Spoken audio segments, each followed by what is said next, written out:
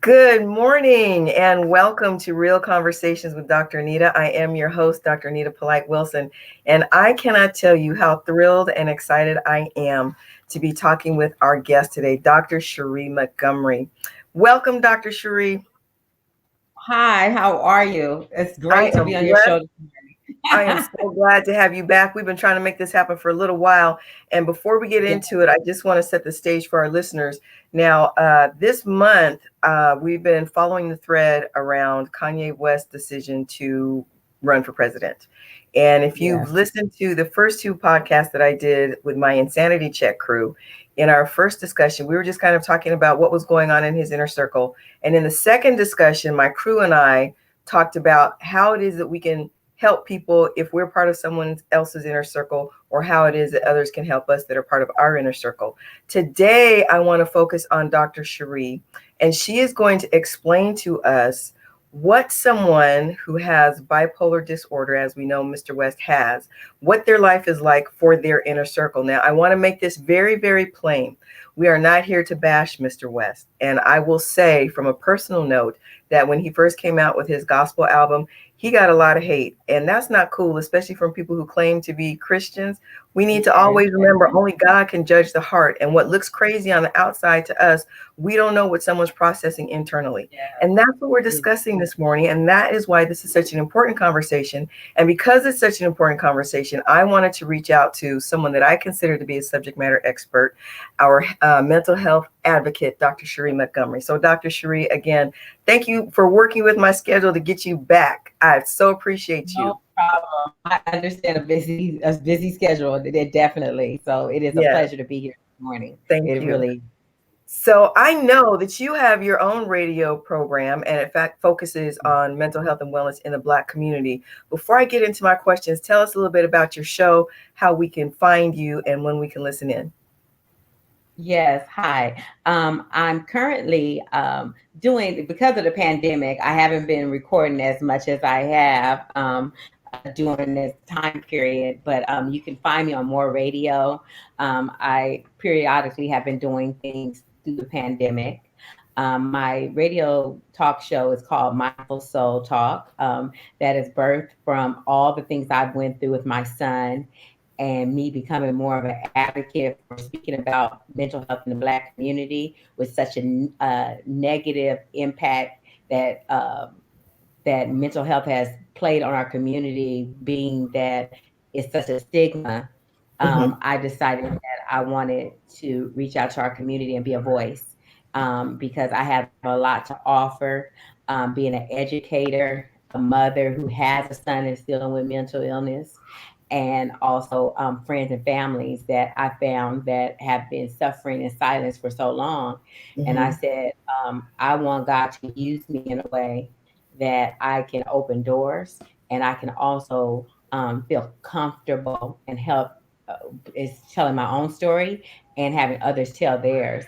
And what a better way to do that is through a podcast or radio broadcast. Absolutely, where you can reach more voices with a message that Yes, needs to be heard. yes. So, thank you very Um, much for sharing your expertise with us. Before we go any further, I want to alert our listeners to the fact that it is not you. You know, technology these days, while it's wonderful, it's not always reliable. So, we're just going to ask you to bear with us and just stay with the conversation. It's not yes. your system, most likely. So, just bear with us. We are doing this remotely, but I'm so glad to have Dr. Sheree with us. So before I start to ask you questions that might be more on a personal level about your own journey concerning mental health and wellness, I want to go back to Kanye West, his bid for presidency, and speaking to you as a mental health advocate. And I made it clear on my prior two shows that myself and my crew, we're not experts, but we're looking at it from a very high level view from people on the outside Yes. looking in, thinking, where is his team of advisors to tell him that this might not be the best thing to think about? And then we took the conversation another level in terms of our own selves. When have we made decisions that our inner circle might have advised us to, to do something differently? And now I want to bring it down to the level of someone who is very intimate with what the process looks like as someone in the inner circle of someone who is suffering with bipolar disorder. So when we talk about Kanye West bid for president, right away I'm thinking, is this crazy or is it just me? So give us a little bit of what that might have looked like for his inner circle to either say or not say, not quite sure this is the right thing. Being that he's Kanye West, I think a lot of people were shocked with that, him saying, I'm going to run for president. But a lot of times with you're dealing with a person with a bipolar disorder, they sometimes don't live in reality. But they also, some of them, well, let me say, the person, sometimes you're looking at at the person, but when we're talking about some of it is Kanye West, and some of it is him dealing with his mental illness. What's saying is some of it is that he believes that he can do great things. He believes that he can run for president. Um, but also, we as people know that that is kind of very out there for him to think that he can run for president. And you So, can so have let me interrupt you real quickly and confirm. So he thinks that he can do anything, and we know that he's a musical genius. Is some of his self-confidence in thinking he can run for president stemming from the fact that he is unquestionably a musical genius? Yes.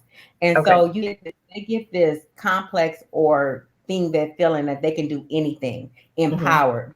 I know for my son, I'm like, how are you going to be able to do that?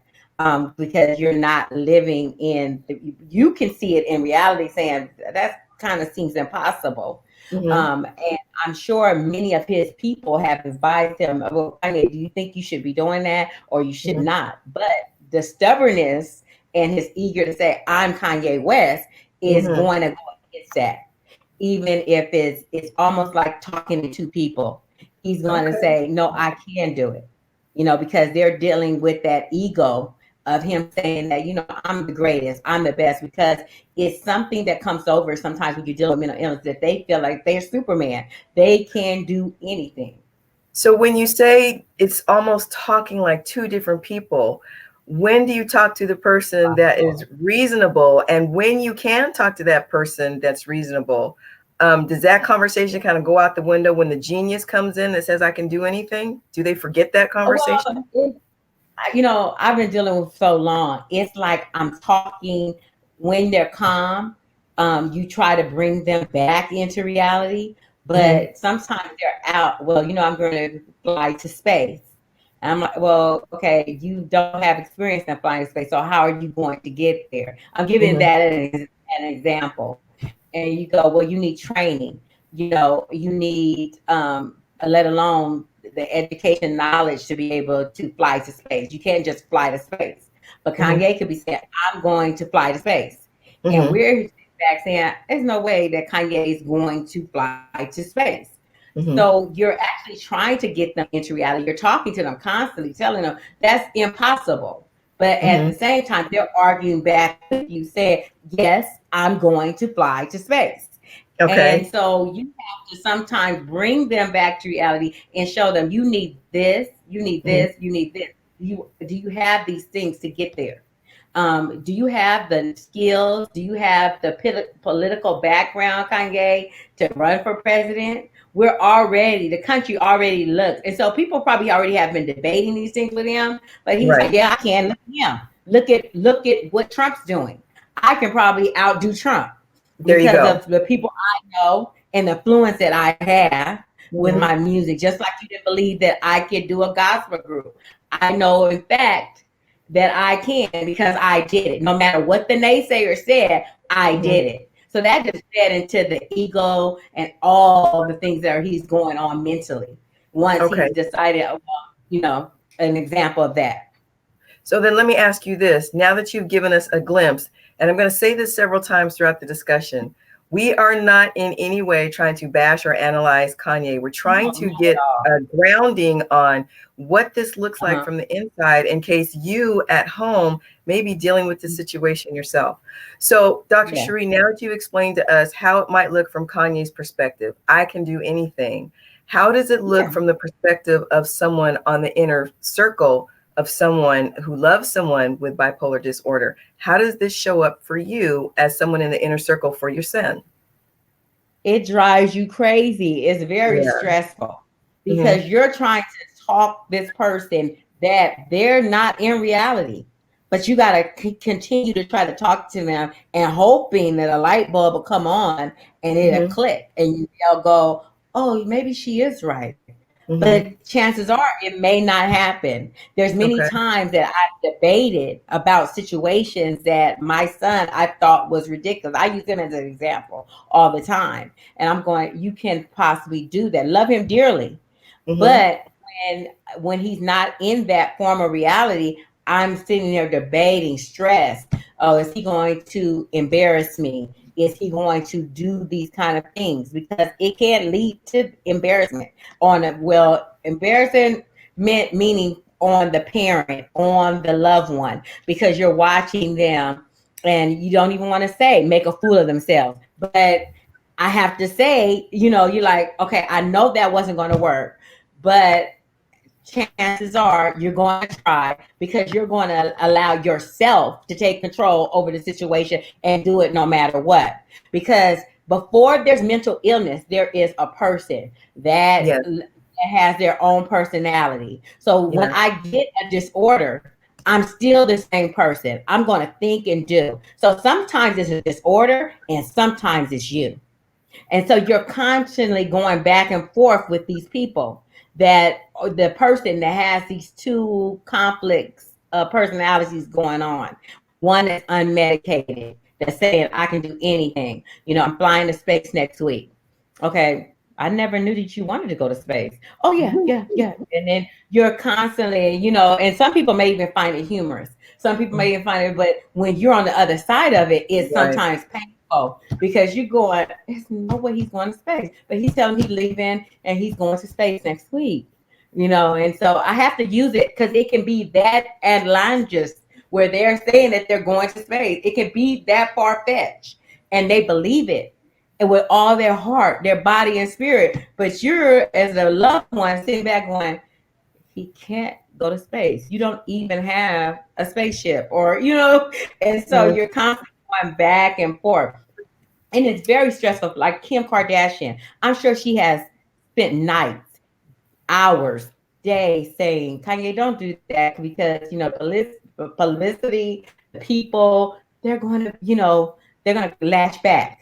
I'm sure people have advised him, but he still continues on that way. He doesn't care because it's mostly the disorder that's coming out. You just feel that you can do it. So, So you're the one that don't believe in it because a lot of times it's this thing where they don't believe that you believe in them. Does that make sense? Saying that it does. you It does. And so, can't. as his mother, and I know that you and your husband Tony had three boys. So uh, you've given us an insight into how it affects you as his mother. How did it affect his brothers and the family dynamic? What did that look like? it was very stressful because they said, he's talking about this, he's doing this, because you get where you're uncomfortable. You see your loved one that's doing things that are not. I don't know. I through this illness, I stopped saying what is normal and what's not normal. I'm Mhm. saying you see these behaviors that you're concerned about.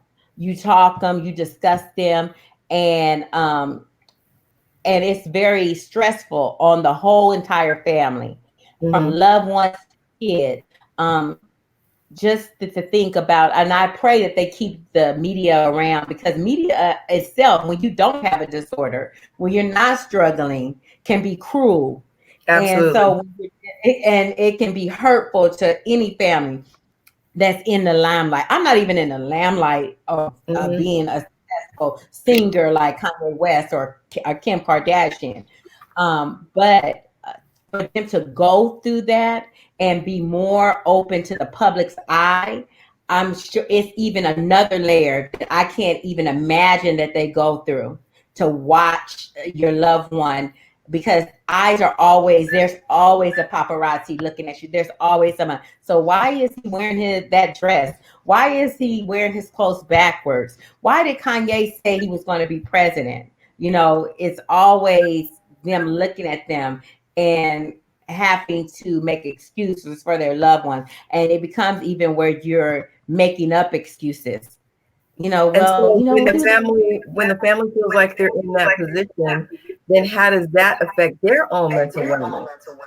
Stressful. Probably, it wouldn't doubt me if you're going to seek out counseling yourself to deal with Mhm. someone that has a disorder, because it puts that amount of stress on you. And sometimes it's a shame behind it. You don't know what to say. You don't Mhm. know how that person, every day, it's like you're walking on eggshells. Mhm. And when you're dealing with someone that's not medicated and dealing with the bipolar. So I'm sure Kim, the whole entire family, if the extension of the family are walking when he's in that period, they're walking on eggshells, because you never know what is going to come across his mind, how he's going to react to certain things, what he's going to do, what's going to trigger him, what's going to make him irritated, what's going to make him say something that they are going to even be shocked about. You try to keep, and I'm sure they try to keep him away when Mhm. he's going through that, but he's stubborn probably and combative and saying, I'm going to do it anyway. You don't own me. I'm who I am. I'm Kanye West. And so you go through that So you a mentioned a lot. few things. I'm taking notes as you're talking because I had wanted to take the conversation in a different direction, but because it is called Real Conversations, we're just going to roll with the flow. So I want to ask you one thing before I go to two more points. You mentioned the fact that family members of people with bipolar disorder, it's so stressful for them that they probably would do well to find some mental help for themselves. Have Yes. you and your family actually done that for yourselves? Do you go to Oh, group yeah. counseling? Does everyone go individually? What does that look like? I went with my son all the way, stepped through it, because I wanted to know what was going on. I was blessed to have a psychiatrist and therapist that worked with me with my son.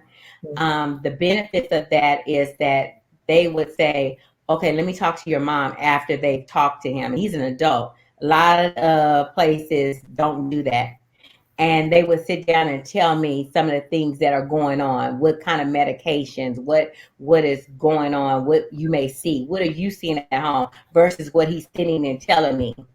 And I would be able to share that. I took my journey with my son because a lot of times it's so stressful, people run. People Mhm. don't want to deal with that individual because it takes a strong person to deal with someone with mental illness. And I found that through the dealing with my son and how many people. So I was blessed to have a girlfriend, and I call her my guiding angel, that helped me walk through the process because her son went through it. And I don't know if I would have made it through without her. But it wasn't my mate. It wasn't my kids, because they were so much in pain to watch the devastation of what their brother was going through with a mental illness, that they were too much in pain, which they needed help and they needed to get, it took them. I'm at a different level because I walked through the steps, went through Mhm. the therapy, understood it, and did a lot of research, because I'm a mother that never gives up. I'm going I to know you find a are. I know you solution. are. I'm going to find the answers. And so even if, sometimes I failed, I kept pushing. And then there becomes the mother of protection that you have over your children. And so you do those kind of things. So I'm the mother that, there's been times my son has said, you guys don't love me, I'm running away. And has packed up all his stuff and trying to leave. And I'm the mother that's running behind him saying, no, we're going to fix it. We're going to make it better. What can we do? But at the same time, he was determined.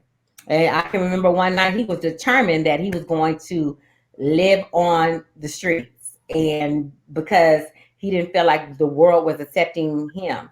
And he goes through that too. You're not accepting me for who I am. I'm sure Kanye goes, something about bipolar. You're not accepting me for who I am. I'm running for president. My son is his that, I can do great things, because he goes back and forth. I'm supposed to have been in the NBA because he was a great basketball star. But things happen where this happened to him, and it kind of hindered him from going forth. But if he would have caught it sooner enough, he probably could have been on that same journey. But sometimes it's crippling to that individual, and it takes Let them me a interrupt lot. you. Let me ask you this question. I want to go back to the family dynamics because there's so many things that I want to ask you that I want to make sure we touch on a various different aspects of this for who's ever listening so that we can speak to wherever they might be. Yeah. And so we're now talking about the family dynamics. I want to ask you, because typically men, and I'm generalizing here right now, audience, but typically men are not known to be the most outwardly emotional. And when we talk about men of color in particular, they like to hold stuff close to the vest. So what did your husband do? What was his reaction, and how did he reach out to get some sense of wellness for himself? Did he deal with this well? Did he not? And the reason I'm asking, not to put you on the spot, Dr. Sheree, but you did tell me that I could ask you anything, is because typically men don't think about their own wellness. They'd rather ignore something than deal with it. So how did your mate deal with this at the time, and how is he still dealing with it? I think you somewhat, you deal with the own way you want. I can't speak for his father's journey through what he went through emotionally. I'm sure it was a lot of, praying and understanding, but that a lot of men don't believe that a therapist route. Right. I can't say that he went to a therapist. I really can't tell you. What I can tell you is about what my journey was.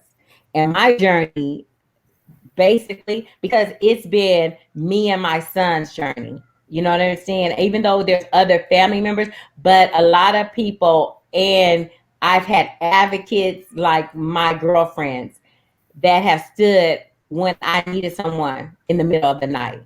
Because advocacy is absolutely important. But in your search to find help for yourself, what did you find in the landscape of Black psychiatrists, psychologists, doctors that could help you from a Black perspective? Not to say that any other perspective won't help, but we know that there's something we need to know, that you understand my perspective, not just from a clinical standpoint, but from the standpoint of being Black in America. Were you able to find that type of help for yourself and your son? And yes, and it was not easy. It started out with a journey that I knew that I was determined because of the age of my son and him being a Black African American male. I wanted to make sure that I had the people in place that I felt that could help him and understand him. And so I did a lot of research, and I was blessed to find a psychiatrist close to where I live. I met him, and just like I thought, because I had experience where he was with a psychiatrist of a different nationality that did not understand him. Oh, you like rap music? What is rap music? Right. And versus when we met the new psychiatrist. Oh, you listen to, okay, you into Nipsey Hussle? Oh, me too, wait. And it was my son, oh, you like Nipsey Hussle? And it brought him to feel comfortable. Wait a minute, I'm feeling comfortable right now. Yes. I can, okay. And, oh, did you listen to this? Oh, yeah, I know what you're talking about. And maybe he didn't. But because he said he knew him and knew a couple of lyrics and felt comfortable, then he would say, yeah, I don't mind listening to you for this hour, 45 minutes, and talking to you about my medication, because you can relate. You understand me. And I want to interrupt you right there, because again, we're not saying that skilled people in the field of mental health are not helpful. But when you find someone that you can relate to, that understands where you're coming from and your worldview, that is what makes it so critical to be able to have more doctors in the field that are Black, that can help our Black people. So again, not disrespecting any other race, but Dr. Sheree just said a different nationality could not connect with her son. And that's important to me. And she had this little voice, and she was very cute woman, very polite. But I just knew it wasn't the dynamics of the match it didn't correlate. Right. And the same with me, because of my education background, my knowledge base. I needed a woman that could come with it. So when I found Absolutely.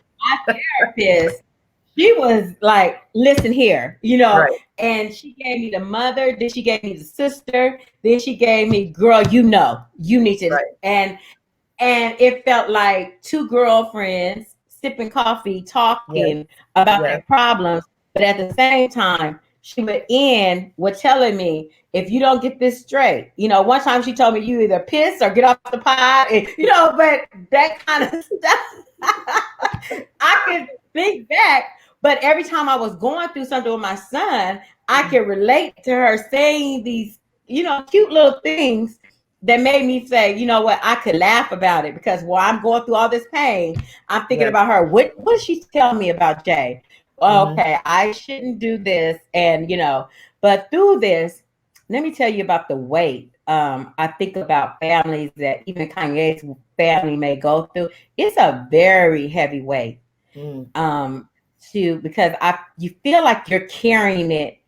They have it, but you can also feel like you're carrying the weight Mm-hmm. as a mother too, because you want to be the protector. You want Mm-hmm. to make sure that, okay, are they taking their medication? And I found myself, I would stare at my son, and, you know, even when, and he would go, what are you looking at? Because I needed to know that's the motherhood in you.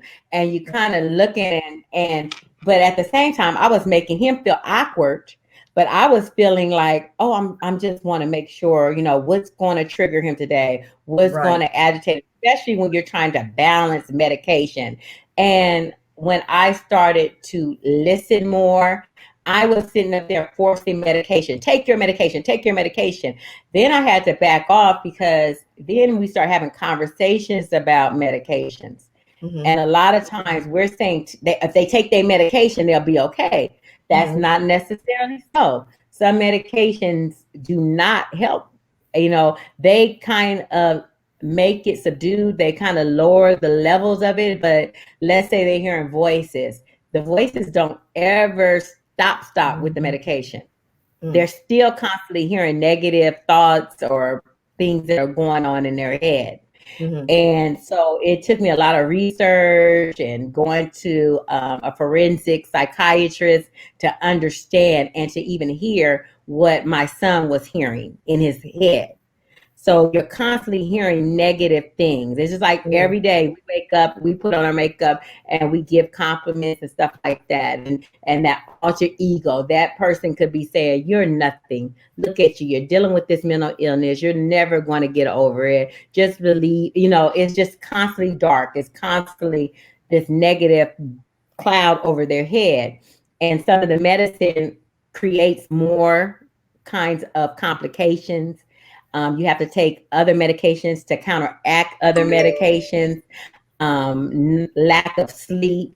Sometimes you need things to help you sleep, because medication will keep you up all night. Mm-hmm. There's so many dynamics to it. We've tried many medications, and then sometimes you become immune, where Mm-hmm. after 7 years you've been on a certain medication, you need something else. You may need a higher dosage. So that's why you have to constantly stay with the doctor, understand the therapist, understand the doctor, because they work together. When I first started, I would say, okay, you just need the medication. Didn't understand the value of the therapist and how important her role was, because only thing the doctor is really doing is talking about the medication. How does the medication make you feel? He's giving you a medication, but the therapist is how you get coping skills. Right. And Right. you need those coping skills. And especially when you're dealing with a person with mental illness and him himself, learning how to cope and how to deal. When you do hear those things, what are your triggers? How can you do things to prevent those things from happening? Now, I want to Now, I explore want to two more explore areas two with more areas you with you before Yeah. we wrap up this before we wrap up this. conversation. And I'm hearing some feedback. Okay, there you go. The first thing I want to ask you is your son able to live independently? And if so, what does that look like for him? We've I, I he's had several situations where he was independent with someone in different programs. He started out in programs that are wraparound services, which was very hard. I had to let go Mm-hmm. because I wanted him to grow independent of me because mommy or mother or family may not always be around. So he was Right. in some top programs and dealing with, because another thing happens is we're not just dealing with them. They use self coping skills, and sometimes that goes into drug addiction and Mm-hmm. drug behaviors, because they one of the things, they think that marijuana helps with mental illness, or they think other things, because they just want, if you have someone nagging at you all the time in your head, They just this want is to what they're leave. saying. You just Mm-hmm. want them to leave. Yeah. And so let me bear it, let me go on this fake high or get high so that I can mask it and I don't have to think about this person. Just like it's like someone's tapping on your brain all the time, and Mm. that, and you're going like, please stop, please stop, please stop, and you can't get anything else done because you're constantly have this person beating on your brain, breathing on your Mm. brain. So learning that, we battle with that kind of thing as well. He's has stayed on his end where I prayed for people to help him independently. Mm-hmm. Um, but he doesn't like to be alone. And he's had roommates, and then he likes to drown out. He's very musical, so he Like your likes father. to Yeah. make, yeah, he likes to make music, and he also likes to draw and do things. He's a great artist. Mm-hmm. So you'll find there is a correlation between people that are have a lot of talents or a high IQ. His IQ is very, very high, Mm-hmm. which is very, don't think because they got mental illness, oh, they're no.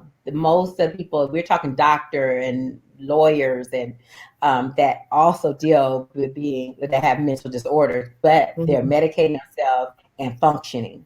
Mm-hmm. It becomes a point where you're not functioning. That's why I'm Mm-hmm. saying they could be so gifted, like Kanye West, how gifted he is and talented.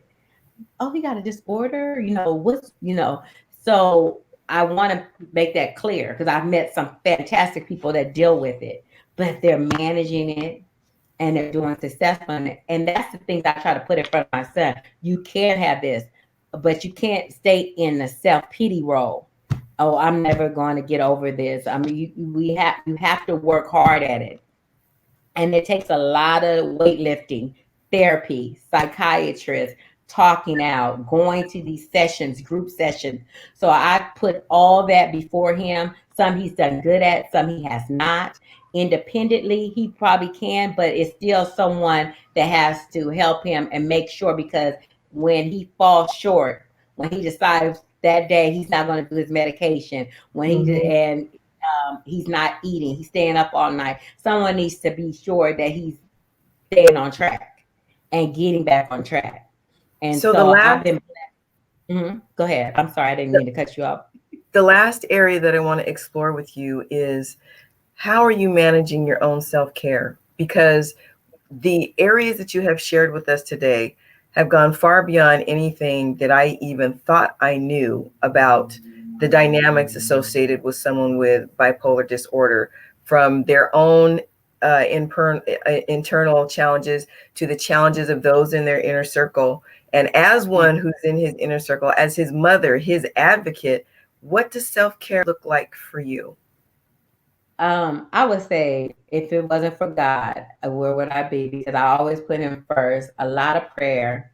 It has been a painful road, Mm-hmm. but it isn't a road that I have stayed in. I kept a lot. I'm currently writing a book, and it's going to be out probably by September. And it's called "Don't Give Up," and it's a resource guide for African Americans that deal with depression and mental health with a family or a loved one. And boy, it's going to change lives because it really goes into my story, and it goes into how I persevered over certain things. It has not been an easy road for me, but through faith, through therapy, to doing my talk show, radio talk show, to writing what's going on. I journaled a lot of things. I took videos. I'm currently in the process of working with a couple of friends doing a documentary on mental health with young and African American people. And I have my fingers crossed that I get this grant because through this, something was birthed through me, though. Sometimes you think your purpose is one thing, and God will show you a different purpose. Because through this, I've met so many people that are going through that, have hidden it. I was one that said, "Oh, I want the perfect family. I have 3 sons. Everyone's going to go to college. Just going to be like that." And everyone dreams of having those kind of things. And then I'll never forget it. He's 18. I get a phone call in the middle of the night, and that's when our road began. And it's told in my book on how did not see it coming, because the night before I was talking to UCLA and talking about how we're going to get him to play for UCLA and be a great basketball star. Scouts coming to my house, and it just hit us and impacted my life so and his that it rerouted us. But I do feel that God set me out for a course through every tragedy. I always say there's something dynamic that sometimes comes out, and mine has been this, because through this I realized how many people that I can help by sharing my story, because often that is a stigma. That is, you would hear that, and back in the day, I can remember family members. You go to their house, and aunties, and you would have an uncle or something that's struggling with something. We didn't know what it was, but they'll say, "Just leave him alone. Just leave him alone, because he crazy." And you're like, okay, what does that mean? What does that look like? And so, but I can remember as a little girl, people or even friends, and we'll go over their house. "Oh, that's my uncle. He got his issues and things of that nature." And we would say, "Okay," and we'll leave him alone. And if he start acting a little wild, then everybody will get quiet in the house. But we never dealt with mental illness. Right. And so now it's the time, because, and also through life, I had a couple of friends that committed suicide. And everybody and recently I had a older person that I went to school with that was a couple classes ahead of me. She committed suicide. And it's just, I said, something has to be done. That we suffer, and we put these masks on. Everything is a mask. Oh, I got the perfect marriage. Oh, and Facebook and social media has even made it even harder to know the truth. And you're like, "Well, he was just on Facebook happy, and what do you mean he killed himself?" And so, and I'm being real. And I've learned so many things about fakeness and not being real, that and it has hindered some families, it hindered certain things, but authenticity has been a lead to me as well. Finding that I'm gonna share my story. I'm not gonna cover it up, and I had even had to, on my job. And let me go with the mental struggles of that, because and people wonder why I plateaued into entrepreneurship and God has taken me to a new level, because I was over 22 schools in a district. I was over the principals, the teachers. I literally in one day I can get 200 emails. I'm working programs. I'm doing all that on my way, thinking, "Oh, I'm going to be the next superintendent. I'm going to be this and that." And so I worked my way through all my education, my experiences. It was right there. I even had interviews for superintendent and stuff like that. But in the meantime, a lot of things were going through with my son, and I had to make choices. And see, they didn't want to hear that. They didn't want to hear, "Oh, I didn't get that report done because my son had me up to 2 and 3 in the morning." So people don't share that, how it impacts you as far as mental on your job and stuff. And you're thinking at home, you're like, "Okay, what can I do for my son?" And so you're sneakily researching at work. when you should be working on a report. You're doing this and you have all these. My calendar full with, I have to go speak at this school. I have to do a training at this school. I have to make sure the teachers are right. And inside, I'm crumbling. I got to put on a face, Right. that face. And as an African American woman, they expect you to be there 100%. There is no 70, okay? Because then they're looking at you with a side eye going, Right. oh, wait a minute. Right. No, you're going to show me that you deserve this position. And Mm-hmm. so I battled with that. And I had to say, okay, family, love, everything, and I had to try to come to face reality. And I said, I went out for an assistant superintendent's job. This is real conversations. And I didn't get it. And I said, you know what? I need a change. And I kept on saying, is it a district? What is it? I've been at this district for 5 or 6 years. And I said, I always said I wanted my own things, and it gave me the opportunity. So I decided to open my own school. I decided to start doing my own things as an entrepreneur. That gave me more time to focus on self-love and self-care. So it sounds like part of your journey to self-love and self-care was having a strong sister circle, was getting the mental health care that you needed, and maybe taking yourself off of a career wheel that was so demanding that you decided to go into entrepreneurship, which has its own demands. This I know, but it allowed you to really integrate yourself and still being able to advocate and care for your son. And Dr. Sheree, with everything that you've got going on, I just want to thank you so much for coming on to the show today. This show is called Real Conversations with Dr. Anita, because that's exactly what this was. That is exactly what this was a real conversation. And to my listening audience, I want to thank you for staying with us through a little bit of the internet ins and outs, and with the time delay. Sometimes I thought she was finished, so I jump in with my next question. So Dr. Sheree, forgive me if I seemed I was being rude. There was so much that I wanted to cover today, and this conversation has been so eye-opening, and I have no doubt that the listening audience is going to glean something from this conversation that is going to speak right to where they are in their own journey. And I want to say again before I sign off, and I'm sure you got this throughout the conversation, but in case you didn't, this was not about coming down on Mr. Kanye West for his bid for presidency. It was about understanding where that's coming from, what that dynamic looks like for him as an individual, for those in his inner circle, and all of the extenuating circumstances that may touch. And so I hope, listeners, that you were able to personally take something away from this conversation. Dr. Sheree, thank you so much for sharing your personal journey with us. Before I let you go, tell us one more time how we can catch your radio show. And I know it's intermittent right now due to COVID, but tell us one more time how we can catch your show.